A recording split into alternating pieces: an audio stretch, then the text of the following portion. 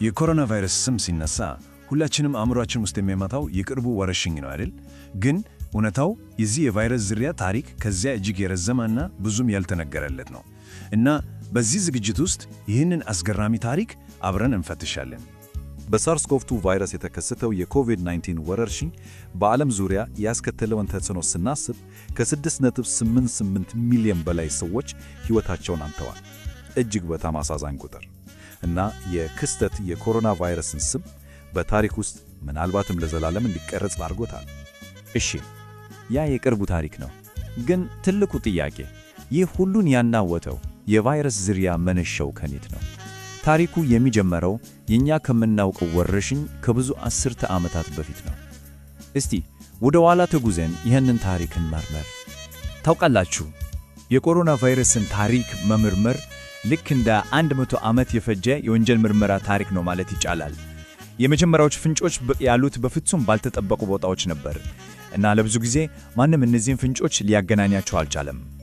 የሚገርመው ነገር ሳይንቲስቶች ከቅርቡ ወረርሽኝ ከ100 ዓመት ገደማ በፊት ጀምሮ ከነዚህ ምስጢራዊ ቫይረሶች ጋር ሲታገሉ ነበረ።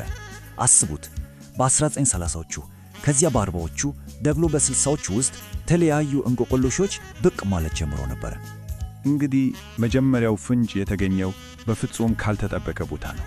በ1931 በዶሮ እርባታ ጣቢያ ውስጥ ጋስፒንግ ዲዚዝ ወይም የመተንፈስ ችግር በሽታ ብሎ የሰየሙት በምክንያት ነበር። በሽታው ጫጩቶችን በፍጥነት እያጣቃ ይገድል ነበር። የሞት መጠኑ እስከ 90% ይደርስ ነበር። ይህ ተላላፊ ብሮንካይትስ ቫይረስ IBV ተብሎ የተሰየመው የመጀመሪያው የታወቀ ኮሮና ቫይረስ ሆነ።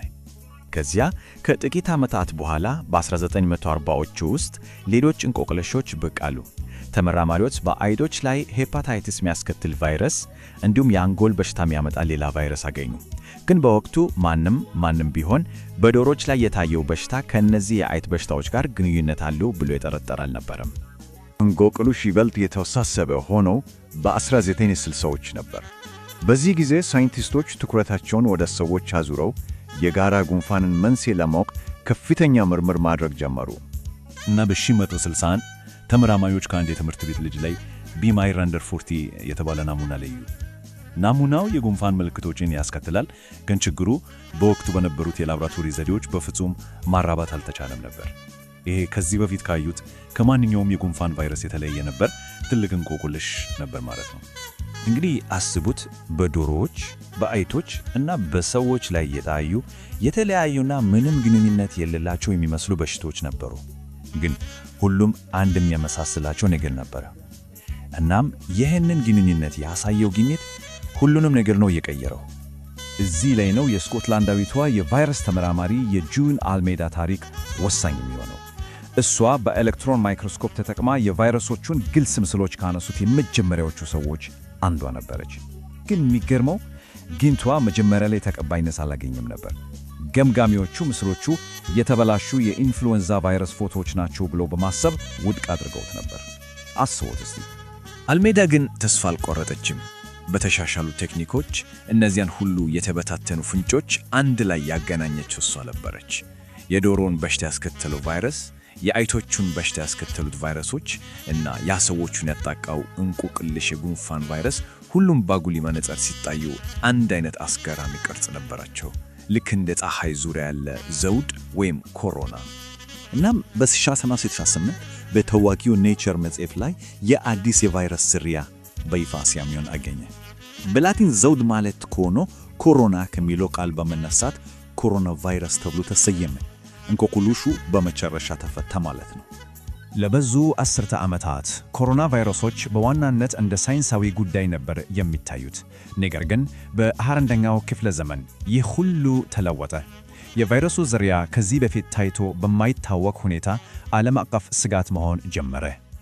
በእርግጥ አብዛኞቻችን ሳናውቀው ከኮሮና ቫይረሶች ጋር ግንኙነት ነበርን። እዚህ ላይ የምናያቸው አራቱ ዝርያዎች በየዓመቱ ከሚከሰቱት የጉንፋን በሽታዎች ውስጥ ትልቅ ድርሻ አላቸው። አብዛኛውን ጊዜ ግን ቀላል ህመም ነው የሚያስከትሉት። ነገር ግን በ21ኛው ክፍለ ዘመን 3 አዲስና እጅግ በጣም ገዳይ የሆኑ ኮሮና ቫይረሶች ብቅ አሉ። ሳርስ፣ መርስና በቅርቡ ያየነው ሳርስ-ኮቭ-2። ቁጥሮቹን ስንመለከት የመርስ የሞት መጠን በሚያስደንቅ ሁኔታ ከፍተኛ ነበር። የሦስቱም የጋራ ባህሪ ከእንስሳት ወደ ሰው መተላለፋቸው ነው። ይህ የዞኖቲክ ስርጭት ትልቅ ስጋት ሆኗል። ታዲያ እነዚህ አደገኛ ቫይረሶች ከየት ነው ይመጡት? አብዛኛው ሳይንሳዊ መረጃ እንደሚያመለክተው መነሻቸው የሌሊት ወፎች ናቸው። የሌሊት ወፎች እጅግ በጣም ብዙ አይነት ኮሮና ቫይረሶችን በውስጣቸው ስለሚይዙ እንደ ተፈጥሯዊ ማከማቻ ያገለግላሉ። ይህም ለወደፊት ወረርሽኞችም ምንጭ ሊሆኑ እንደሚችሉ ያሳያል። ስለዚህ ጉዞውን ስናስበው በጣም የሚገርም ነው። በ1930ዎቹ በዶሮች ላይ ከተከሰተው እንቆቅልሽ በሽታ ተነስቶ ዛሬ እስከደረስንበት ዓለም አቀፍ ቀውስ ድረስ አንድ ጊዜ የሳይንስ እንቆቅልሽ የነበረው ነገር አሁን የሰው ልጅን ጤና ከሚፈታተኑ ትልልቅ ጉዳዮች አንዱ ሆኗል። ለ100 ዓመት ያህል የእነዚህን ቫይረሶች ታሪክ ስንከታተል ቆይተናል። አሁን ታሪካቸውን አውቀናል። ጥያቄው ግን ወደፊትስ? ከዚህ በየጊዜው ከሚለዋወጥ የቫይረስ ዝርያ ጋር ያለን ግንኙነት ቀጣዩ ምዕራፍ ምን ይመስል ይሆን?